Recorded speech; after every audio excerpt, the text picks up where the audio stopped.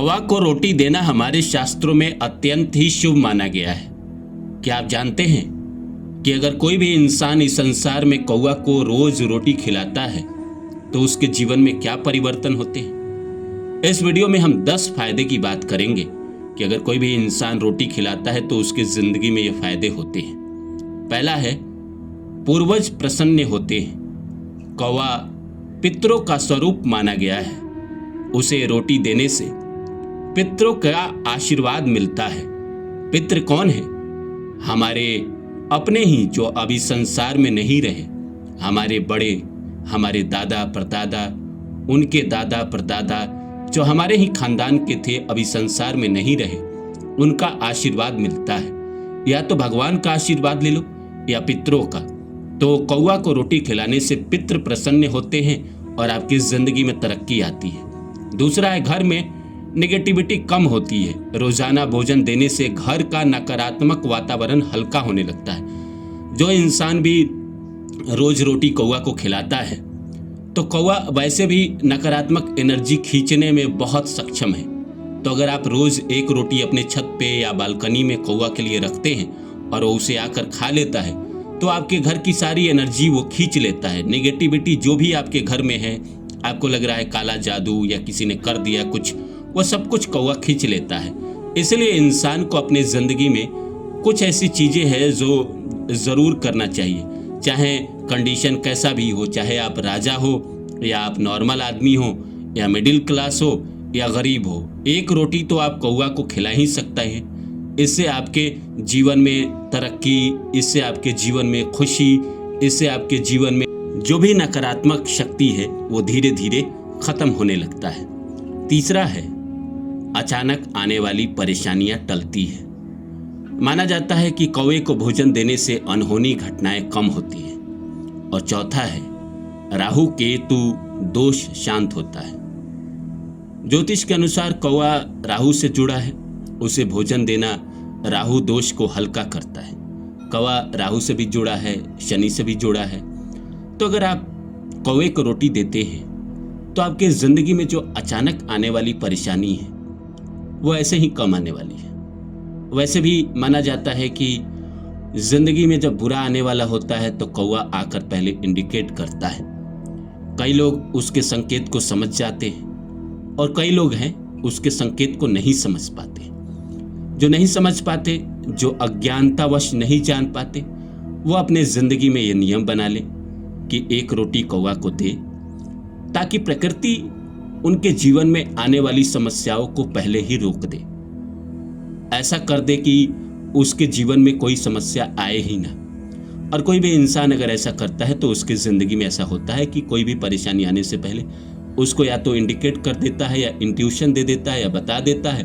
वो इंसान जान जाता है और उस परेशानी को अब कहीं ना कहीं हल करके, समाधान करके ख़त्म कर देता है। राहु केतु का दोष तो ख़त्म होता ही है। राहु क्या है? नेगेटिव एनर्जी है। जब कौवा को आप रोटी खिलाते हैं तो राहु प्रसन्न होता है और राहु अचानक जिंदगी में मुसीबत लेकर आता है। तो आप जब उसी के जीव की सेवा कर रहे हैं संसार में, तो आपको कष्ट क्यों देगा, क्यों परेशानी देगा। पांचवा है, धन की रुकावटें कम होने लगती है। जो नियमित दान जैसे छोटी सी सेवा धन मार्ग में आने वाली बाधाओं को कम करती है। और छठा है, कर्मों का फल जल्दी मिलता है। जीव सेवा से अच्छे पुण्य बनते हैं जिससे जीवन में सकारात्मक परिवर्तन आते हैं।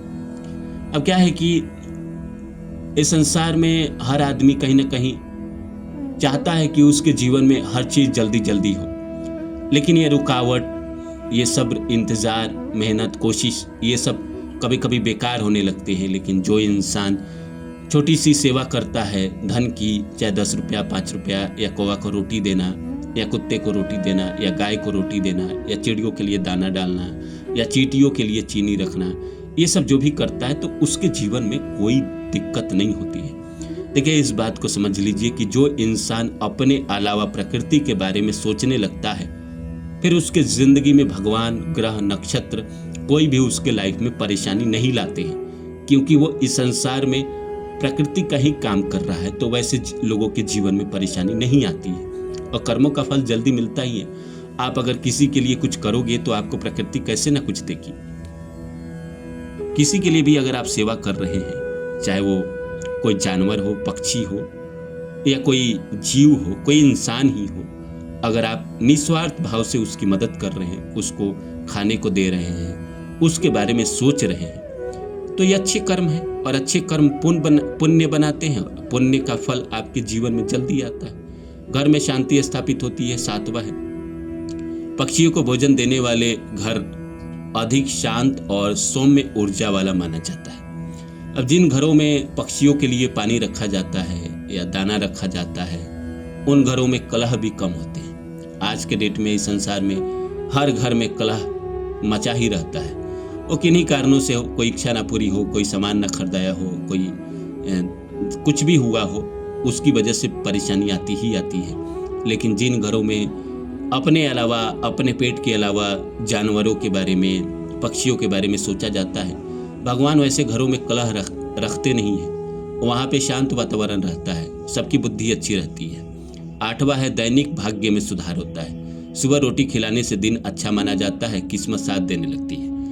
और सुबह के समय अगर आप रोटी रख देते हैं तो सुबह ही जो इंसान अच्छा कर्म करता है उसके दिन बेकार कैसे जा सकते हैं, उसके दिन तो अच्छे ही जाएंगे।